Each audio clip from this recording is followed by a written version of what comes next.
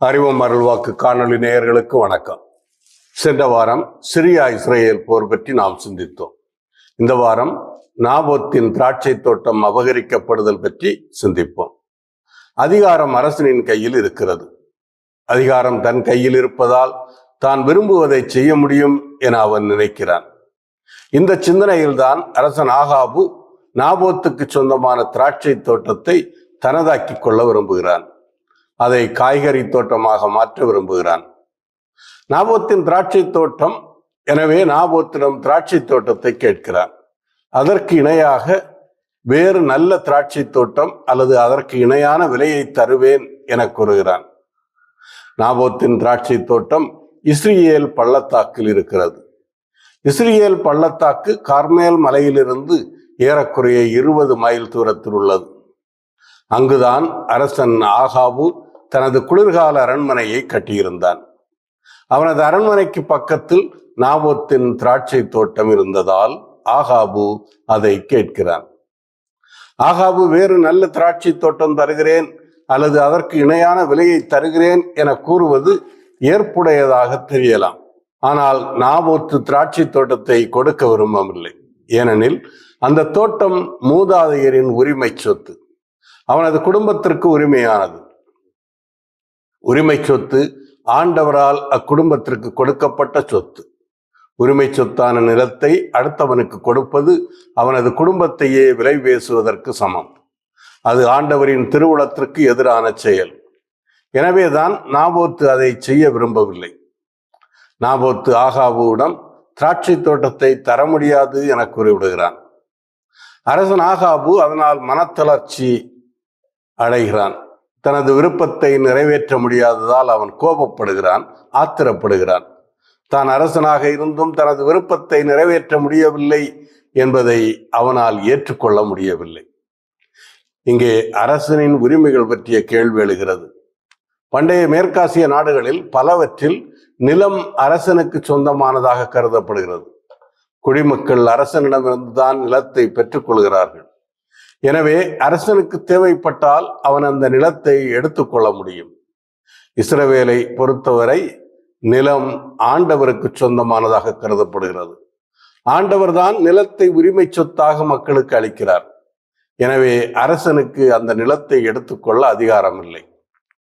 தனக்கு உரிமை சொத்தான திராட்சை தோட்டத்தை நாபோத்து தர முடியாது என கூறிவிட்டதால் ஆத்திரத்துடனும் கோபத்துடனும் வீட்டுக்கு சென்ற ஆகாபு உணவருந்தாமல் மனம் சோர்ந்தவனாக இருக்கிறான்.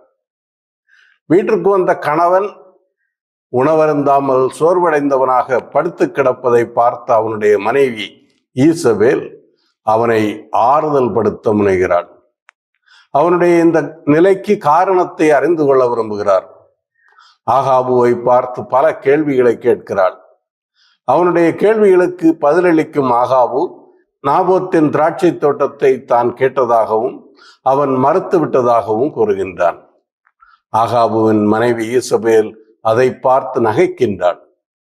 இஸ்ரேலின் அரசராகிய நீர் இப்படியா நடந்து கொள்வது என கேட்கின்றாள். அரசன் என்பவன் தான் நினைப்பதை செய்வதற்கு ஆற்றல் உள்ளவனாக இருக்க வேண்டும் என்பது அவளது சிந்தனையாக இருக்கின்றது. இஸ்ரேலின் சட்டதிட்டங்கள் அவளுக்கு முழுமையாக தெரிந்திருக்க வாய்ப்பில்லை. ஈசபேல் சீதோன் நாட்டை சார்ந்தவள். எனவே அவளுடைய சிந்தனைகள் அவள் பிறந்து வளர்ந்த நாட்டின் சட்டதிட்டங்களை அடிப்படையாக கொண்டிருக்கலாம். தான் விரும்புவதை செய்ய முடியாமல் ஒருவன் அரசனாக இருந்து என்ன பலன் என அவன் நினைக்கின்றாள். அரசரால் முடியாததை தன்னால் செய்ய முடியும் என அவள் கருதுகின்றாள். எனவே அரசனிடம் எழுந்து உணவிருந்த மகிழ்வாயிரும், நாபோத்தின் திராட்சை தோட்டத்தை நானே உமக்கு உரிமையாக்குகிறேன் என அவனுக்கு உறுதி கூறுகிறாள். பாகால் தெய்வத்தை வழிபட்டு வந்த ஈசபேல் கபட உள்ளங்கொண்டவள். சூழ்ச்சியால் ஆகாபுவின் அதிகாரத்தை பயன்படுத்தி நாபோத்தின் திராட்சை தோட்டத்தை அபகரிக்க திட்டமிடுகிறார். ஆகாபுவின் பெயரையும் முத்திரையையும் பயன்படுத்தி நாபோத்து வாழும் நகரில் உள்ள பெரியோருக்கும் உயர்குடி மக்களுக்கும் ஒரு கடிதம் அனுப்புகிறாள். அக்கடிதத்தில் நாபோத்தை கொல்வதற்காக 3 காரியங்களை செய்ய அவர்களை தூண்டுகின்றாள். முதலாவது, அவர்கள் ஒரு நோன்பை அறிவிக்க வேண்டும். பொதுவாக நெருக்கடி காலங்களில் அந்த சூழ்நிலைகளிலிருந்து விடுபடுவதற்காக ஆண்டவரை வேண்டும் நோக்குடன் அரசன் ஒரு நோன்பை அறிவிக்க முடியும்.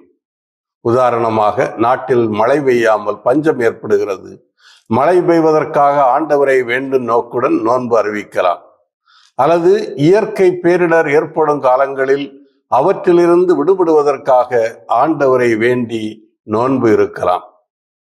இங்கே நாபோத்து தவறு செய்து விட்டான். அந்த தவற்றிலிருந்து மக்களை காப்பதற்காக அவன் கொல்லப்பட வேண்டும். அதை செய்வதற்காக மக்களை கூட்டு நோக்குடன் நோன்பு அறிவிக்கப்படுகிறது. இரண்டாவதாக, நாபோத்துக்கு எதிராக இழிமனிதர் இருவர் நாபோத்து கடவுளையும் அரசரையும் பழித்துரைத்தான் என குற்றம் சாட்ட செய்ய வேண்டும். ஈசபேலின் இந்த சூழ்ச்சி அவள் எப்படிப்பட்டவள் என்பதை காட்டுகிறது. தான் நினைப்பதை செய்வதற்கு அவள் எந்த எல்லைக்கும் செல்வாள். மூன்றாவதாக, குற்றஞ்சாட்டப்பட்ட நாபோத்து கல்லால் எறிந்து கொள்ளப்பட வேண்டும். ஈசபேலின் கட்டளையை நகரின் பெரியோர்களும் உயர்குடி மக்களும் நிறைவேற்றுகிறார்கள். நாபோத்து கல்லால் எறிந்து கொள்ளப்படுகிறாள். ஈசபேல் நாபோத்தின் திராட்சை தோட்டத்தை ஆகாவுக்கு உரியதாக்குகிறாள். ஈசபேல் சூழ்ச்சியால் நாபோத்தை கொன்று அவருக்கு சொந்தமான திராட்சை தோட்டத்தை அபகரிப்பது பெரும் அநீதி என்பதை நாம் அறிவோம். நாபோத்துக்கு நடந்த இந்த அநீதி வரலாற்றில் நடந்த சில நிகழ்வுகளை நாம் நினைவுக்கு கொண்டு வருகிறது. குறிப்பாக அரசன் தாவீது பத்சேபாவை தனதாக்கிக் கொள்வதற்காக அவளுடைய கணவன் உரியாவை கொல்வதை கூறலாம். நாபோத்து கொல்லப்படுவதற்கு காரணம் அவருக்கு சொந்தமான திராட்சை தோட்டத்தை ஆகாபு உரிமையாக்கி கொள்ள வேண்டும் என்பதுதான். நாபோத்து கொல்லப்பட்டபின் தனக்கு சொந்தமில்லாத நாபோத்தின் திராட்சை தோட்டத்தை ஆகாபு சொந்தமாக்கி கொள்கிறான். ஆகாபுவின் இந்த செயல் அவனுக்கு பாதிப்பை ஏற்படுத்தும் என்பதில் சந்தேகமில்லை. பத்சேபாவை அடைவதற்காக தாவீது உரியாவை கொன்றபோது ஆண்டவர் தாவீதை கண்டித்தார். தாவீது மரண தண்டனைக்கு உட்படுத்தப்படவில்லை என்றாலும் அவருக்கு பிறந்த மகன் சாவை சந்திக்கிறான். 2 சாமுவேல் பிரிவு 12 இறைச்சொற்றொடர் 14. அது மட்டுமல்ல, இனி உன் குடும்பத்தை விட்டு வாழ் என்றுமே அகலாது என ஆண்டவர் தாவீதுக்கு அறிவிக்கிறார். நாபோத்தை கொன்றதற்காக ஆகாபுவும் தண்டனை பெறுவார். அவரும் கொல்லப்படுவார். தாவீது உரியாவை கொன்று ஆண்டவருக்கு எதிராக குற்றம் செய்த போது ஆண்டவர் இறைவாக்கினர் நாத்தானை அனுப்பி தாவீதுக்கான தண்டனையை அறிவிக்கிறார். அதை போல ஆகாபுவுக்கான தண்டனையை கூறுவதற்கு ஆண்டவர் இறைவாக்கினர் எலியாவை அனுப்புகிறார். எலியா ஆகாபுவை சந்திக்க வருகிறார். கடவுள் ஆகாபுவுக்கு அளிக்கவிருக்கும் தண்டனை மிகவும் கொடுமையானது. எலியா ஆகாபுவிடம், நீ கொலை செய்து கொள்ளையடித்திருக்கிறாய் இல்லையா? நாய்கள் நாபோத்தின் இரத்தத்தை நக்கிய அதே இடத்தில் உன்னுடைய இரத்தத்தையும் நக்கும் என்கிறார். மேலும் அவனிடம், இதோ நான் உனக்கு தீங்கு வரச் செய்வேன், உனது வழிமரபை ஒழித்து விடுவேன். நெபாட்டின் மகன் யெரொபெயாமின் குடும்பத்திற்கும் அகியாவின் மகன் பாசாவின் குடும்பத்திற்கும் செய்தது போல் நான் உனக்கும் செய்வேன். ஏனெனில் நீ இஸ்ரவேலை பாவத்திற்கு உள்ளாக்கி எனக்கு பெருஞ்சினம் மூட்டினாய் என கூறுகிறார். ஆண்டவர் முன்னிலையில் அநீதி செய்பவர்கள், பாவம் செய்பவர்கள் அவரது தண்டனையில் இருந்து எப்போதும் தப்ப முடியாது. ஆகாபுவின் மனைவியான ஈசபேலை குறித்தும் எலியா இறைவாக்குரைக்கிறார். இஸ்ரேலின் மதிலருகே நாய்கள் ஈசபேலை தின்னும் என்கிறார். மேலும் ஆகாபை சார்ந்தோர் நகரினுள் மடிந்தால் நாய்களுக்கு இரையாவர், நகர்ப்புறத்தே மடிந்தால் வானத்து பறவைகளுக்கு இரையாவர் என்கிறார். ஆண்டவர் ஆகாபுவுக்கும் அவனது மனைவி ஈசபேலுக்கும் ஆகாபுவின் குடும்பத்தினருக்கும் விதித்திருக்கும் தண்டனை மிகவும் கொடூரமானது. இஸ்ரேல் மக்கள் இறந்த உடல்களுக்கு மிகவும் மதிப்பு அளித்தார்கள். இறந்த உடல்கள் முறையாக அடக்கம் செய்யப்பட வேண்டும் என அவர்கள் கருதினார்கள். ஏனெனில் மனித உடலும் ஆவியும் இணைந்த ஒன்று, உடலும் ஆவியும் பிரிக்க முடியாதவை என அவர்கள் கருதினார்கள். இஸ்ரேல் மக்கள் இறந்தபின் மறுவாழ்வு உண்டு என்பதை நம்பவில்லை என்றாலும், ஒருவர் இறந்தபின் அவருடைய ஆவி பாதாளத்திற்கு செல்கிறது, அங்கே வாழ்கிறது என அவர்கள் நம்பினார்கள். எனவேதான் இறந்த உடல் முறையாக அடக்கம் செய்யப்பட வேண்டும் என அவர்கள் நினைத்தார்கள். ஆகாபுவின் இரத்தத்தை நாய்கள் நக்கும், ஈசபேலின் உடலை நாய்கள் தின்னும், ஆகாபை சார்ந்தோர் நாய்களுக்கு இரையாவர், நகர்ப்புறத்தை மடிந்தால் வானத்து பறவைகளுக்கு இரையாவர் என்ற தண்டனைகள் அவர்களின் உடல்கள் முறையான வழியில் அடக்கம் செய்யப்படாது என்பதை கூறுகின்றன. ஆண்டவர் இத்தகைய கொடுமையான தண்டனையை கொடுப்பதற்கு ஆகாவின் தீய செயல்கள் காரணமாக உள்ளன. இணைச்சட்ட ஆசிரியர் ஆகாபுவை பற்றி குறிப்பிடுகையில், ஆண்டவரின் பார்வையில் தீயன செய்யும் அளவுக்கு தன்னையே விற்றுவிட்ட ஆகாபுவை போல கெட்டவன் எவனும் இருந்ததில்லை. ஏனெனில் அவனுடைய மனைவி ஈசபேல் அவனை தூண்டிவிட்டாள் என்கிறார்.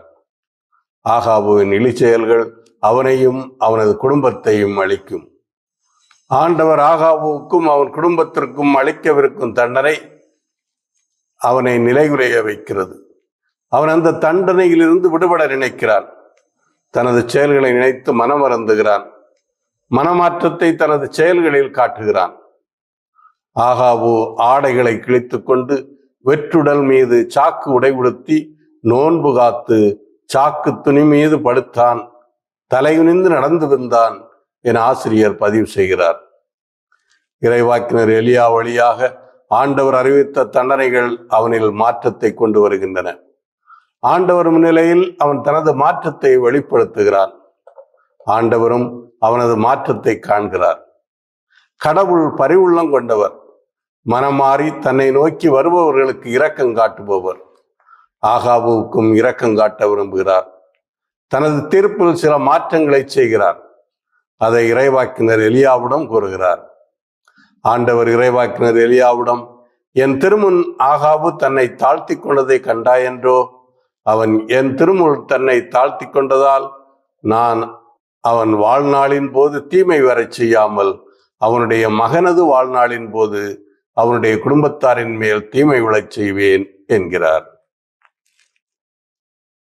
மீண்டும் அடுத்த வாரம் சந்திப்போம்.